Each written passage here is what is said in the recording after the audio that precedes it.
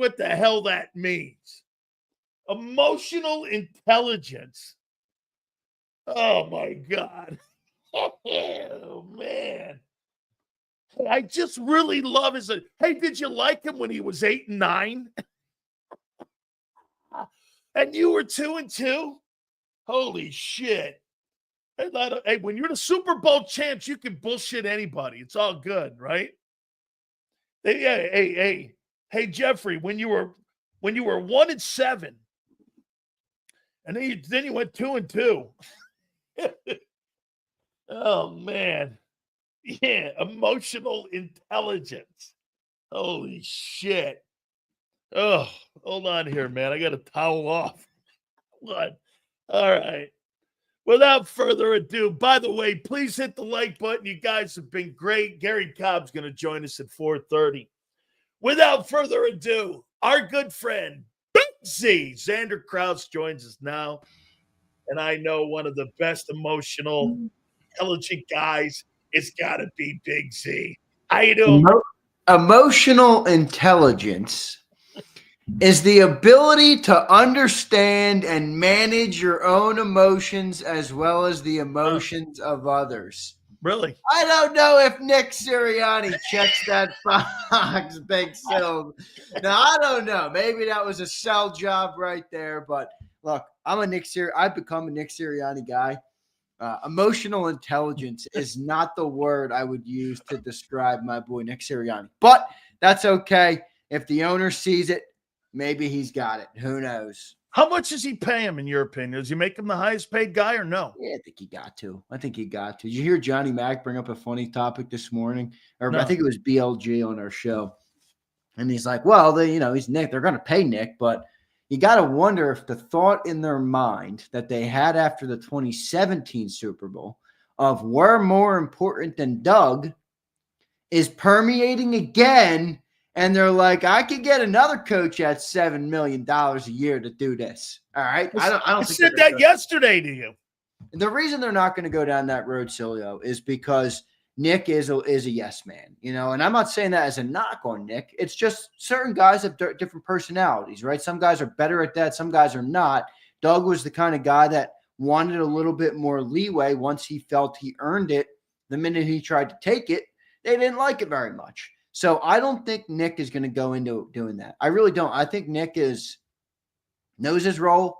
Is he going to try and overstep? Because I don't think he's that type of dude. And they're not going to move on from Nick, even if it means saving $10 million. They're not going to do it. They've been at the forefront of every financial what's the right word for it? Milestone in the NFL. That's right. They're not going to stop now. They're not going to pull back now. But how about this? I will say this, though, when it comes to Sirianni, I've never heard Sirianni ever fight for a player or a coach. Now, again, I want to finish the comment here on that because he knows his role in the building on what you're saying. There's a role for him. There's a role for Nick, and he's not going to do what Doug and Andy did. There's not going to be a tug of war with Nick Sirianni in the building. And I don't think that that's a Philly thing. I think that's how the prototypical NFL. Look at this Liam Cohen guy who's working with a new GM, the owner. Look at how all these other guys are now, and all these young coaches are now working with all of the things that are in a front office today. And I just think Nick's a product of that. And again, I'm not ripping it, Zander. All I'm saying is I think he understands how to navigate his way through that organization because he was asked a question the other day about Goddard. You know what a really coach that has a lot of gravitas in the building, you know what he would say? I don't want this guy to go. I'm fighting my ass off to keep him in the building. I don't want him to go. That's my guy. He's one of my favorite people. I don't want Dallas Goedert to go. And I'm fighting for my guy or fighting for a coach or what have you. Nick's not going to do that. Well, no, because then when they moved on from Goddard, how would that make the owner and the general manager look? That's why he wouldn't do that. And that's, I think that's a good example actually to bring up the type of coach Nick is. I think it works in Philly. It really does work.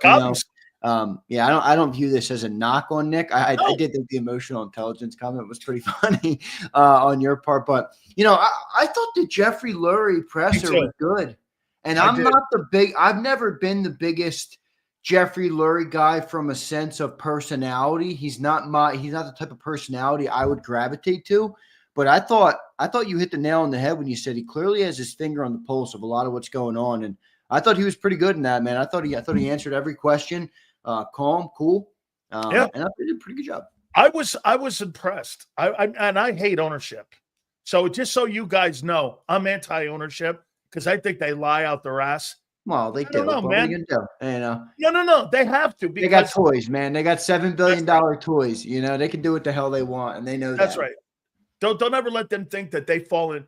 I don't know, though, man. I mean, he said something interesting too. He goes, "Look, I've gone out to dinner with Milton Williams and Josh Sweat. I've gone and we've done things socially, but it's what the league is." And I think I think he's as genuine as you could possibly get with his players without getting over the line, because you know why? Maybe it's good cop, bad cop. Howie's the guy that has to go in there and say, "We're trading you."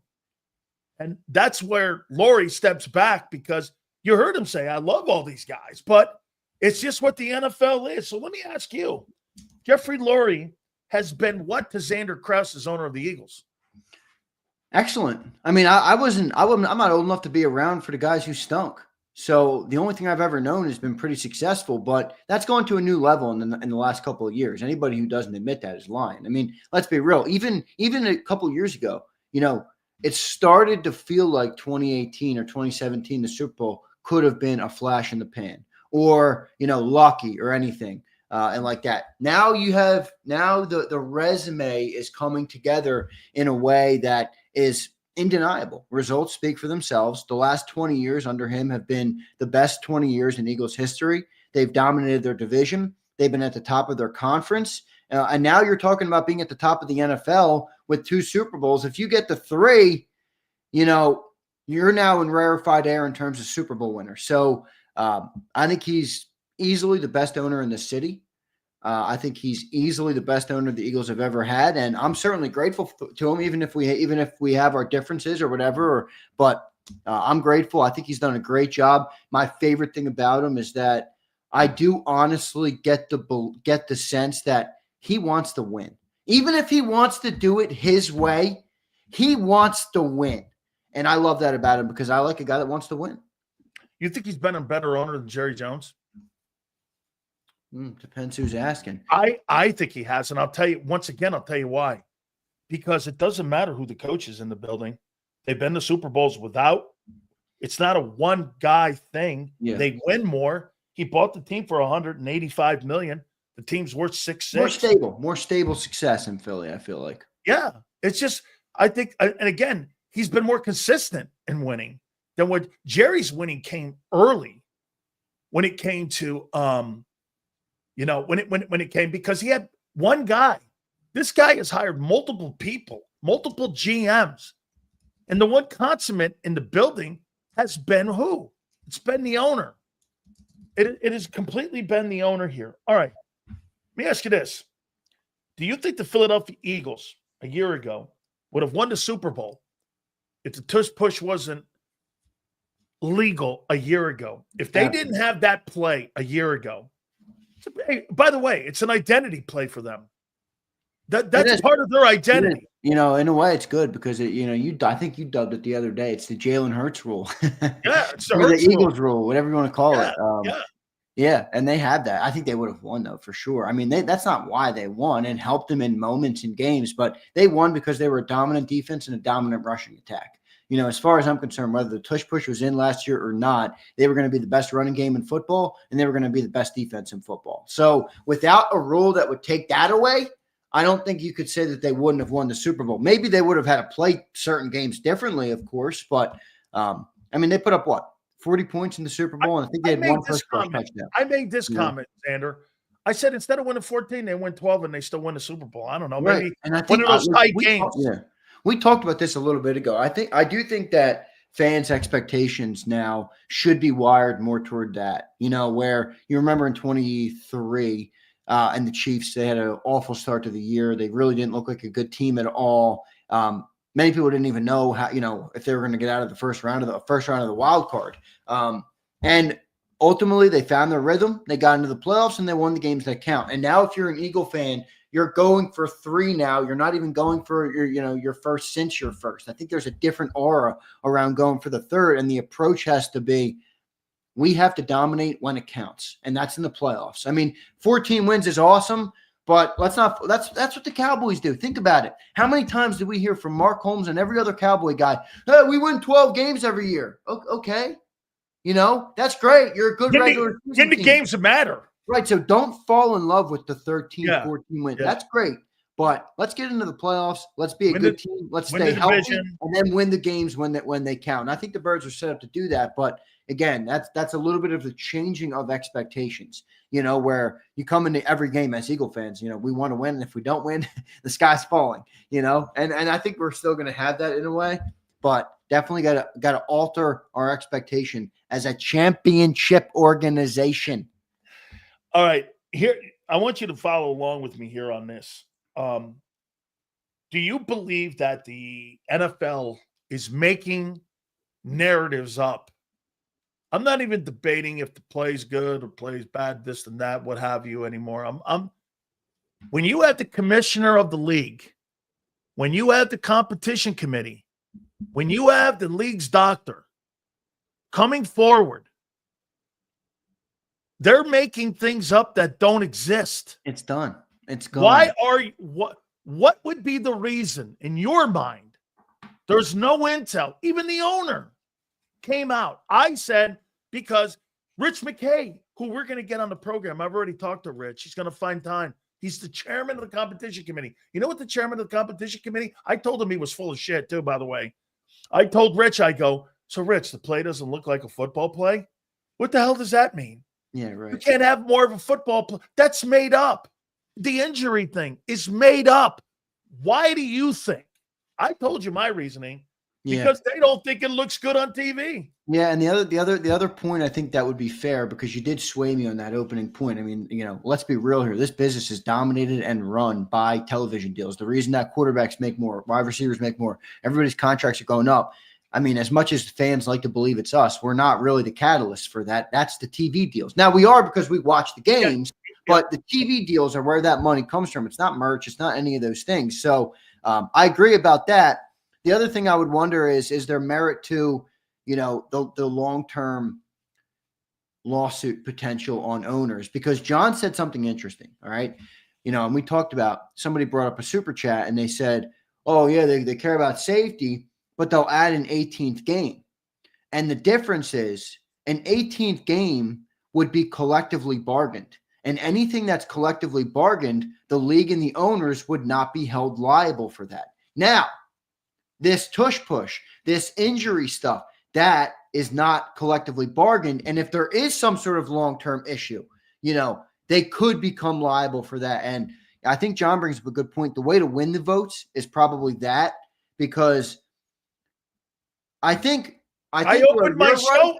Roger Goodell wants it out because of what you said, where the TV rating, it's not a TV play. The owners might get rid of it because they don't want to hurt their pocketbook. I opened my show yesterday with that. I opened my show right, about the Allen Sills and him being brought up, right? That's what, when you parachute the competition committee and the NFL doctor and the commissioner, like you said, come May, that thing's gone, dude. That thing's gone. There's not a chance he's going to get the other 8 votes. Look, this comes down to how that looks on TV.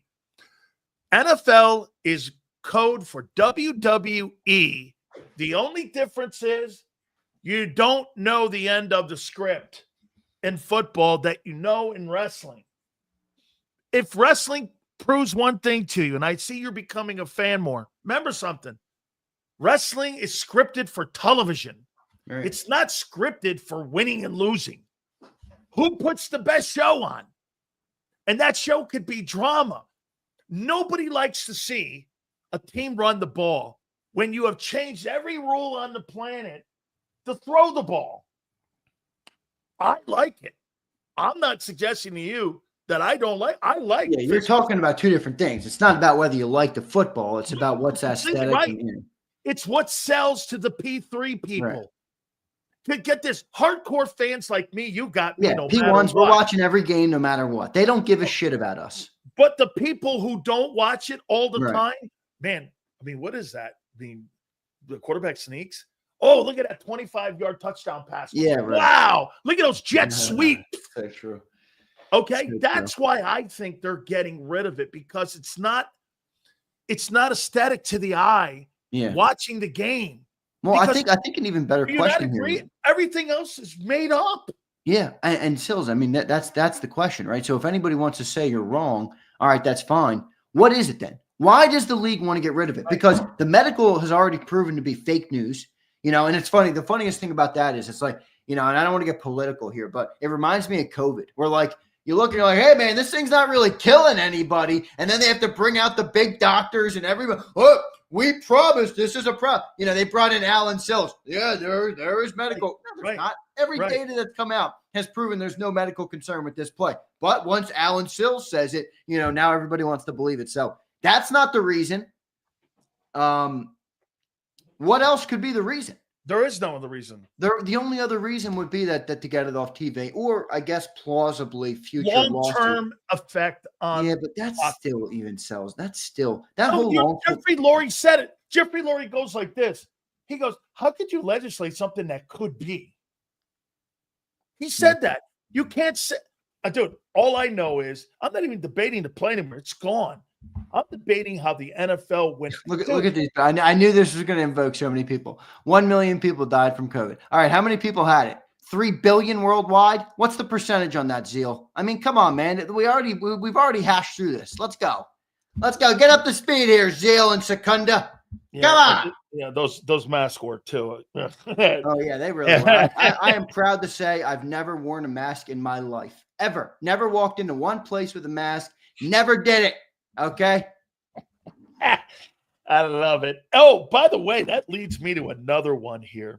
I gotta love the wait a minute. Where was it here with the owner here with the visit to the White House?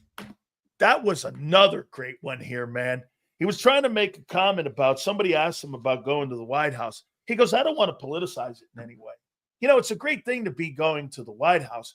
And then the whole time when he was bringing that up, he never mentioned Trump's name. he never mentioned. I thought his answer on that was good. I mean, they're not. It's politically. He knows what he's doing. He's very politically savvy as well. Maybe that's why he likes Nick, because he knows that Nick is politically savvy. He knows what he's doing. Do you agree it's a foregone conclusion? Dallas Goedert is all but gone. I do. Yeah. I think for sure he's gone, and we'll see what ends up happening. But I thought the White House thing was fine. I mean, I thought his answer on that was pretty good, but we'll see what they end up doing. You think everybody's going to go? If that were me, I would tell them that I think this is a great honor for our team, no matter who's in the White House. Hey, look, if Joe Biden was in there, or if anybody I hated, my team won a championship, I'd go. I mean, this is about celebrating my team's accomplishments. I'm not celebrating the guy in the White House. I'm celebrating my team. You're celebrating me. You invited me, Hoss. I wouldn't invite you to my house if you felt that way. But, I mean, if I'd invite you over, but you wouldn't come. That's not true. You're one of the very few that I would, believe me. I'd set the table. I'd have a nice dinner ready. Where is this guy? The big gabagool. The big gabagool. I got a fresh plate of homemade Italian dinner. And where is this guy? He's not showing up. That would be Sileo. Let me go down some of these things. He talks about a wonderful culture that he's created. It's on him, isn't it? That's Jeffrey Lurie's culture. It's not Nick's. It's not Andy's. Yeah, it's not Nick's. I think Andy helped establish it, though. Yes. I mean, remember, I don't know how much Jeffrey Lurie knew about football. Like, that's where I think Andy helped set the culture. And I'm not saying Jeffrey didn't know about football, but I'm saying to develop the philosophy that they have. Sounds like he does. Trenches, and now it does. But I mean, the trenches and just where the way they build up their team. I think that came from Andy. But overall, I do think, I mean, look, I think the owner has done a good job at creating an environment where people want to work. They want to, do things the right way. And by the way, I think this goes a lot deeper than the public names of Howie Roseman. I mean, I'll go as far as, how about the social media team, right? Like, they create amazing, it looks like they strive to get better at their job every year. So I think everybody has that mentality inside. And that, I agree, is on the owner. I think that's a reflection of the owner for sure. Is he out of money? No. Not even close. He went out and got a minority partner too. Yeah. He's not out of money, my brother. I'm just saying, well, the way he was talking like, what was he saying? He goes, he did say, I took it the opposite. Whoa, I took it the opposite. He said that the over the cap money is becoming an issue. When I listen, that's exactly. No, he said he's not going to change the way he does business. I didn't say. Yeah, I heard him say that too. The way I took that was he did address and say there's $68 million over the cap now, and that money will be changed. And obviously, they're going to be able to defer it, get it back under the two. They're 290, right? It's 281, right? So they're not. They'll be able by the draft. I think it's June 1. They have to have that thing down. Because that's when all those cuts happen after June 1 and all that, Zander. I think that's when you have to be in conform with all that when it comes to this year's cap. It's June 1. But he did address that, saying that it's become now an issue. How much of an issue? How much is that going to affect deals coming down the line? Like you said, okay, well, if we're going to take that, what you're saying, and we're looking at all these new players that they believe in, let's just say everything works out the way it's been working out. So then I would believe this. AJ comes off the books. Lane comes off the books. You start with the older players, don't you? You don't start with the younger players. So AJ, Lane, Saquon, all of those guys in the next 4 years, you're looking at those players, are you not? Those three players are the first to be addressed.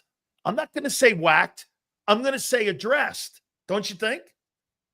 Yeah, I think that's fair. I don't know, though. I didn't really take it like you did. I think that where would the money come from?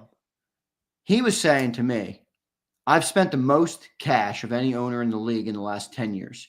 Okay. I'm going to spend the most cash of any owner in the league in the next 10 years. Howie has done a great job at drafting really good players. While that's all good, they all have to be paid. And if we pay everybody at market value, it's never going to work.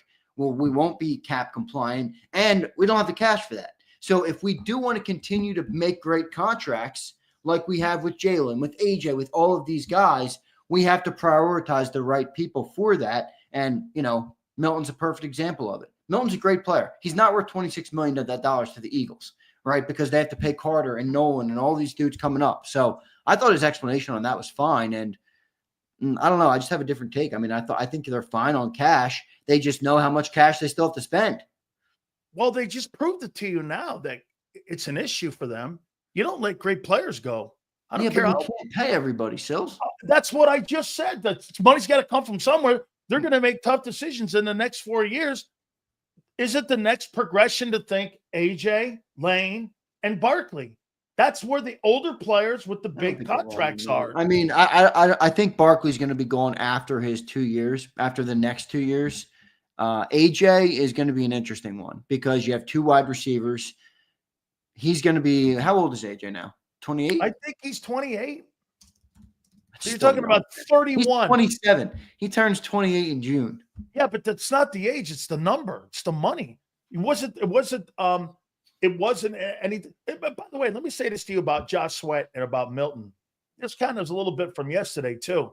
You may not think those guys are worth that money. They're worth that money to that number one defense. Those guys were instrumental in being part of the number one defense in the league.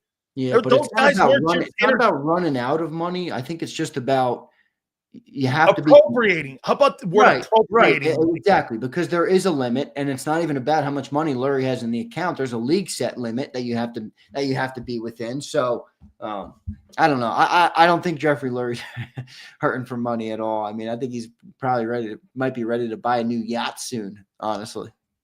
Here's something, though, to think about. If one of those younger players doesn't continue to rise and doesn't continue to fulfill his destiny, because let's take a look at this. They paid Carson Wentz, right? They gave him the richest contract at one time in NFL history, correct? That thing fell apart within an 18-month span. So they have made mistakes before. They made a mistake with Bryce Huff. Like you said, I think this draft will solidify the younger players that they have on the team if they get this right. I think this year's draft is exceptionally important to the future of how they're going to operate when it comes to how they're going to, let's use the word, delegate the money and how they're going to spread it around. Do you think they ever get to a balanced situation where they're spending as much money on each side of the ball? Or do you think that's always going to lean on the offensive side? I mean, you got to think it'd be offense, but if you look at some of the contracts and some of the players coming up, you'd have to wonder. I mean, what's it going to look like? Forget 3 years. What's it going to look like next year when Jalen Carter gets paid? You got to make a decision on Nolan Smith. By that point, Jordan Davis will have been worked out. You'll have a decision on Nakobe Dean. You'll have a decision on Reed Blankenship. You'll probably already be thinking about Quinyon and Cooper. That's in year 3. Like, what's it going to look like 12 months from today? It could be drastically different. And then you start to wonder, is it because of how good they've drafted on defense? Maybe they flipped the script a little bit, but I don't know. Look at the moves they made this offseason, Sills. I mean, they upped Saquon. They let defense Milton walk, Sweat walk, and who else? CJ? And CJ walk. They made all the cuts were on defense. So it's clear that right now they're still focused on offense. But I think in the future it could be tilted. We'll get to your supers in a second. Please hit the like button, guys. A couple last ones here for you before we do that. Do you think Howie Roseman's job status is tied into how long Jeffrey Lurie remains the principal operator of the team? And what I mean by that is, as long as he's still involved day to day, is he the decision maker that will keep Howie? Because you brought a point up this morning, and we kind of were going back. I mean, you could say it was luck, it was hindsight, it was whatever. He still had the guy in the building. Do I think he would have let him go? I do. However, no one called. So all that being said, it was a good move turning into a great move. Same thing with I'll tell you what, for a guy that gets lucky, he got lucky on Hurts. He got lucky keeping Howie. That's a lot of luck, man, to go your way where that's worked out. But do you think Howie's job status as general manager of the team is tied into how long Jeffrey Lurie runs the team? Well, naturally it is. I do. Yeah, I do too. But the right now, Howie's 49 years old. Jeffrey Lurie's 73. So something's got to give, because Howie's not going to be done in 8 years, or even let's say Jeffrey goes another 10 years. Howie's going to be 59. I don't anticipate him retiring at 59. So what's going to give would be Jeffrey already talked about. He talked about his son yesterday. I mean, his son's getting the team. That's who's going to be the owner of the team. Is going to be his son, Julian. If Julian thinks that moving on from Howie Roseman is in the best interest of the football team, I will lead the parade down Broad Street of sell the team with everybody, because that would just be stupid. I mean, who the fuck do you think you are? You've never owned an NFL team in your life. You got a guy that's won 2 Super Bowls managing the ship, and maybe it's more by that point. You're going to move on from him. Now, maybe if Howie's performance slips, all right, it's a different story. But if things continue as they are now, and Julian Lurie wants to make that move, I think it's going to make Julian Lurie look a lot worse than Howie Roseman. Well, you're not thinking like a billionaire thinks. But okay, because you missed it, what he said. I've had Julian in the personnel department, in the cap department, in coaching decision hires. I've had him in every aspect. of the team and how the team operates. That's a general manager's role. That's not an owner's role. I've had him understand every single component of how the Eagles are run. Does that sound like a guy who's just going to sit back and go like this? Go ahead, Howie. And to your point, when a new sheriff comes in town, doesn't he want to make his own way and his own comments and his own statement? That's sure, for sure. That's all part of it. I mean, but again, even if you want to chart your own path, you got to be smart enough to know what you don't know. And if you're going to come in here and think another GM is better off, I don't think it's going to be the right move. So I don't think you're wrong. I mean, look, Jeffrey Lurie hangs it up, gives it to his son. His son's going to walk in, I need to make my imprint on this team. I need to make this bitch mine. How do you do that?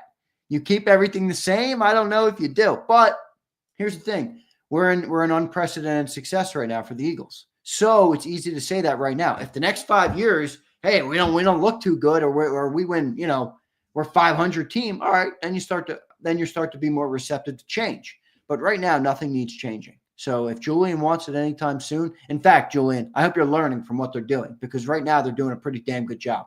So take notes. So when Jeannie Buss took over for the father, the Lakers, there was a general manager that was prepped by Jerry West by the name of Kurt Rambis. And Kurt Rambis was putting those championship teams by getting Paul Gasol, Shaq, all that shit, putting that team together. When Jeannie got in there, the brother wanted to make big old waves, wanted to change the Lakers. Well, ever since that time, they've got kind of a Mickey Mouse championship with an asterisk on it. And they got one from Kobe, and it's been the worst run since they moved from Minneapolis. Look at the Steinbretters. They got one world title since the boss died. All I'm telling you is Little Junior gets his hands on the team. Little Junior They should make Howie a part owner. Is what they should do. Hey, he's going to go in there. So this leads me to this with Howie. You start to see that writing on the wall.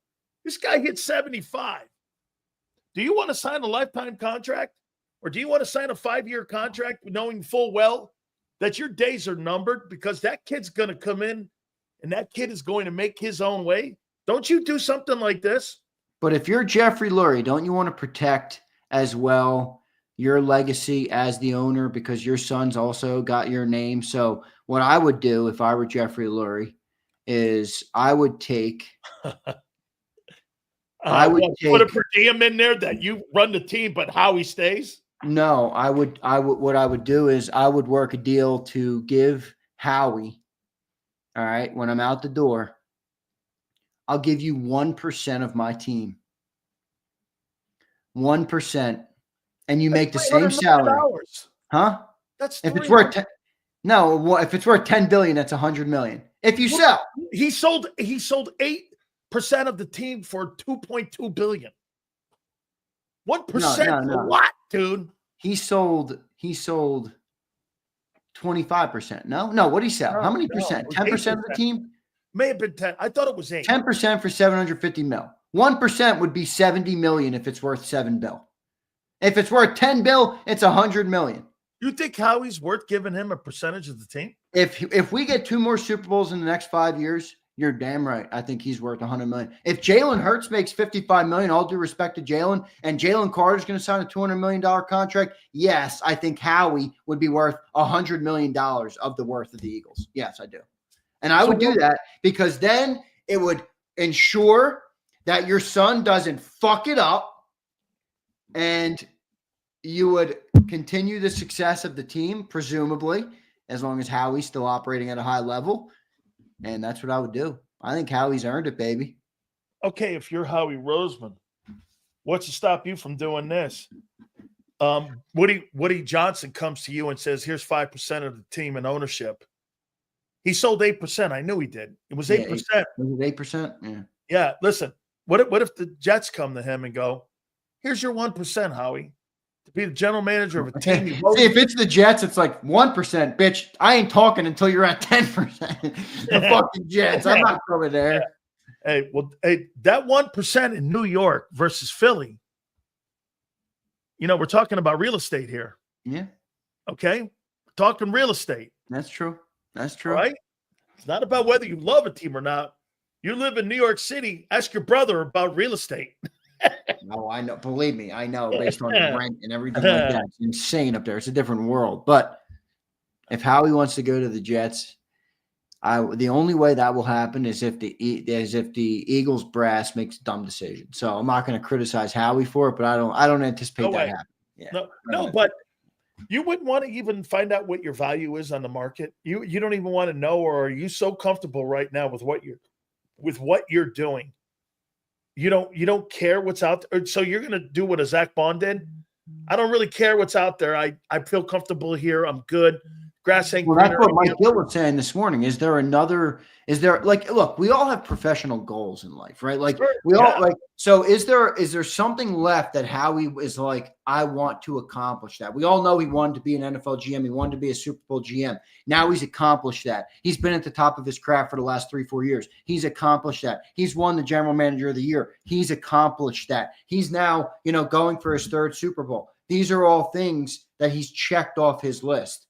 Is there another thing? Is it, I want to revive an organization like the Jets? I don't know. Is it, we just talked about charting your own path. Does he feel like he wants to chart his own path outside of Jeffrey Lurie, who put him in the broom closet, 8 years ago or 10 years ago, whatever it was? Maybe he has that. I don't think so, though. I really don't. I think he's. How about this? So Virginia McCaskey just died. That's George Halas's daughter from the Bears.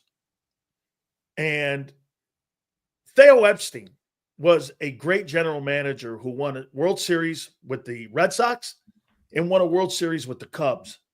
They're going to freaking make statues of that guy for what he did by ending the curse of the Cubs and the Red Sox for what he did. All of a sudden, new ownership comes in and goes, how are you going to want to do this? Wait, I'm asking, wouldn't you? Like you said, he wins one more too. Say he wins one more. Bears come calling. We would love for you to be the general manager of a team that is one of the original NFL football teams, the Chicago Bears. And you win a Super Bowl in Chicago and Philly. Hey, you win a Super Bowl in Chicago. Bro, you might go down as the greatest general manager that's ever lived. That city is as nuts as your city. Yeah, but what if you win 6 in Philly? Okay, they'll say what's this. Better? Congratulations, the owner helped you out a lot. Get where you are. You didn't win in multiple places. Hey, let me ask the real question though: Will that be the actual perception, or is that the Sileo-ized perception? Well, John McMullen says it on your show every day. Howie is who he is because of the owner. I got that from your show. Yeah, that's true. GQ says Jeff Lurie paid $185 for the Eagles back in the 90s. The Eagles were worth more than $1 billion. GQ, you might want to check your math, dog. They're worth about $10 billion, not $1 billion. How about 10 of them things? That's a good take by him. They may be listed at 6.6. You couldn't sell that thing for anything under 10. Yeah, I agree. I mean, look at what the Celtics just went for. He made money on his deal because the valuation that he sold the stake was a low valuation based on if he actually put the team on the market. What was the valuation? 185. It says 8.3 is following the sale of an 8% minority stake. So 8.3 is what they were valued at. They're worth 10. You couldn't sell it for anything under 10. What did Commander sell for? I thought the Commander sold for $8 million. 8 $7 million, no, $6 million? Did it? $8 billion. $8 billion, was it? Let's look. I thought it was 6.05 billion. Yeah. See, that was a good buy as a businessman because that's a storied organization. Yeah, but the stadium is what drove the value down. Yeah, but you can fix that. I mean, they are. Yeah, the value is going to go up with this new place they're building right near RFK or at RFK. All right. That's the one thing I was surprised that they didn't ask Jeffrey Lurie yesterday was about the facilities and stuff. Yeah, I was shocked. They didn't get that great grade, so I thought somebody would say, "Hey, man, everything else is working. You thinking about investing some money into the facilities?" Wait a minute. Who says that you guys? I wish John McMullen was down there asking some better questions because nobody followed up with, "Hey, it was that emotional intelligence. I mean, I would have followed it up with, hey, dude, when you were in the bye and you were 2-2 and you were 7-9 in the last 16 games, were you loving his emotional intelligence? Nobody followed up. Dude, it was the biggest love fest I've ever seen in my. Oh my God! Oh my God! He just won the Super Bowl, man. You know, you're right. You can't be a dick there like that. I get it, but I mean, no follow up to like this question. How does it feel to lose all those players? Do you think you're the same team you were on February 9th? Well, he did get asked that. He did, but no one followed up going like this. Do you really feel that you're in the room to repeat when you've lost 12 viable people that? Yeah, but here's the Jeffrey Lurie, thank you for bringing this up because Jeffrey Lurie gave me all the ammo I need to shut you down on this question. Jeffrey Lurie's response was masterful. It was, well, are we as good as we were last year? The 2024 Eagles might be one of the greatest NFL teams of all time. It's going to be hard to be better than the greatest NFL team of all time. And that was a great answer by Lurie, baby. The greatest teams of all time repeat and are multiple champions. No, those are the greatest teams. Season, That's like saying the 85 Bears are the greatest. 16-1 after the bye, and the only loss came without their starting quarterback. Oh, dominated the NFC Championship game 55-23. Dominated the Super Bowl 40-20-22. And the Commanders, according to John McMullen, will win the East. Dude, watching the Super Bowl wasn't even that exciting in Philly because the game was over after the first quarter. John McMullen. I pulled John McMullen into the Commander love of the East. Look at that. Look at those pipes, boss. That's what a tush push looks like. You're a Giants fan, and we're exposed. Easy. I am not a Giants fan. I used to be when I was a kid. It's fitting for you. You know, a bottom of the barrel freaking team like that. Perfect for Sileo. How many Hall of Famers do you have compared to the New York Giants? I know. I know. They were a good organization back in the day. Yeah, watch this. I love what he just said. They were good. Well, that's true. It's true. I mean, you know, I'm 26, Sills. I'm not 56. All right. I can't live before I was alive. Hey. All right. I am pathetically upset that, you know, every time Barkley had a game like that, I'll tell you the truth right now. Watch this. You know how you would come on the air and we would do that post-game show? Do you know what drove me nuts? Was thinking that guy was in fucking New York. You didn't build a team around him. You let him walk out the building by not attempting to build a team around him. And that guy is who that guy is. Yeah. I never saw. Did you think he was that good? Who? Barkley? Oh, no. I mean, I don't think anybody thought he was that good. He had 2 knee injuries in 4 years. Yeah. And he was on the Giants, but he was that good. That's the point. He was on the Giants. I know. And like, he hates, you know what he does? You know what I think Barkley feels now? Once a Giant, always a Giant. And I agree with that. However, I think he loves the fact that now people get to see the true Saquon Barkley. You know? Yeah. He could never really show who he was because he didn't have good players around him. This guy looks like he's running at Penn State again. Yeah, Saquon and the Eagles were a match made in heaven. They really were. Correct. Yeah. All right, let's get to the Supers. Gary Cobb will be with us at the bottom of the hour, and we will test his emotional intelligence down at the bottom of the hour. That's the line of the NFL owner meetings. Yeah, it is. All right, Brian Pumper says, winning a championship in Philly is the biggest achievement in sports. Let's be real. It is. It's one of. I'll tell you where, hey, wait. Winning a Super Bowl in a championship in Philly, Chicago, Pittsburgh, Buffalo, Green Bay.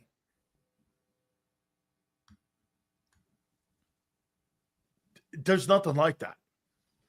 The rest of those teams, I think the bigger the market, the less interest you have in your football team. You really get this. The NFL didn't have football in Los Angeles for 20 years. Nobody in LA, you think the fans were screaming about getting 2 teams? The league was fine without. Do you realize there's only one team in New York? It's the Bills. It's not the Jets or the Giants. It's the Bills. There's only one team actually inside New York. Well, they can thank the politicians for that. I mean, come on. But the point is, again, Nobody gives a shit about. They care about the Yankees in New York. Or they care. I think they care more about the Knicks and the Yankees. Well, that's yeah. I mean, the Knicks. I love one of my. I mean, Madison Square Garden. Yeah, it's one of the sickest places of all time. Boston too. Yeah, Boston too. Boston's dope. Boston's a good sports city, but yeah, Philly's getting up there. I mean, I think Philly's close. I don't think it's got quite the history because I don't think we have as many titles. You know, I mean, if you win more championships, I think you grow the lore of your city, and we're big enough of a city, but. Got to get it. We need a dynasty. We haven't had a dynasty in Philly. I mean, the Flyers in the 70s, but like I know 2 years in a row. That's and I'm the biggest. You want 4 and 6. You want 4 and 6 guy out there, but right. You want 4. You want like 4 and 6. And you need it in a big sport in the modern day. You know, you need football, even basketball, something like that. You need the Sixers are. Oh God, I don't even want to think about them right now. They drive me crazy. But Philly's a good one. Philly's a good one. We'll see. JD3 says, out of Ringo and Sidney Brown, which one are you least concerned about stepping into a bigger role? I would say Ringo. Least concerned? Oh, no. Sidney Brown. Sidney Brown. I'm going to go Ringo because I like the pedigree. Georgia, I saw him dominate the SEC. I think he's got traits, all the traits he needs to be a good cornerback. You know, it's one of those things, if you built him in a lab, a cornerback in a lab, like Keely has a lot of what you'd want with the length, the speed, the size, the physicality, but he's a little handsy, he's a little bit unpolished. So I like Ringo more than Sidney Brown, but good question. JD3 says, Rona was a bigger scam than paying off 17 million. I shouldn't have said that thing because, you know, people get their panties in a bunch. I'm sorry. I didn't mean to upset all you guys bringing up the great COVID of 2020. I think we've all moved on. John McMuffin's narrative this morning is Big Cat, saying the NFL loves the Eagles. Y'all think this happening if we lost? I don't think so, sir. I do think you're right about that. No. Yeah. Hey, they hate that play because it's not a good TV play. Yeah. It's exactly what Rich. Brian Pumper says, Jalen Hurts is the Chauncey Billups of the NFL, not no Hall of Famer like Tim Duncan. You dudes are sniffing sawdust. Well, I thought the Tim Duncan comp was good, but I don't find him to be boring like Tim. Like that whole team was boring, man. Manu Ginobili was boring. You think 5 championships Tony Parker was boring. Huh? You think 5 championships is boring? I didn't say that. Based on what you compared him to Tim, I think for those reasons, yes. In your comp, I'm not saying it was a bad comp, but I don't like even the Eagles last year. Yes, running is boring in the modern NFL. Not when you have Saquon Barkley and he has 7 carries that go for 65-yard touchdowns. 29-03 and 18 touchdowns is boring. That's boring to Sileo. No. It's boring to the league. Wrong. The ratings on the Birds are high, brother. Get this. The salaries don't dictate that. Those guys making that big money aren't making that money because they're winning. They're making that money because it looks good on TV.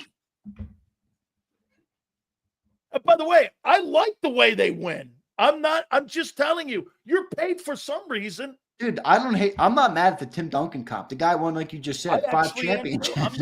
I mean, how can we be mad at that? I'm just saying that Tim Duncan was the most boring guy on the planet. I know, but even that team sells like even Tony Parker. If you didn't know who Tony Parker was and you saw him on the street, you'd think he's a regular dude. Manu Ginobili, same thing. I mean, that whole team was different. That's right. Well, that's what you get when you get foreigners on the team. No one cares. How you doing? Yeah, there you go. Rich Sills, make like a tree and move that Cowboys home. I've been telling him, Rich, move that thing out of there, but he doesn't want to listen to me. I moved it away from the Jerome Brown jersey. I told you, put it on the other side of the Thunder helmet. All right, I'll do that.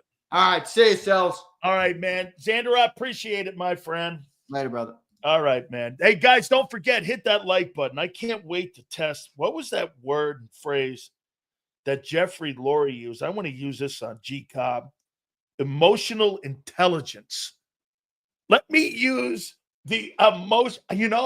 I really love the emotional intelligence of JAKIB. I mean, when Jeffrey Lurie was dropping that science on us, they're at the NFL owners meeting. What a soiree and a fireside chat that thing was.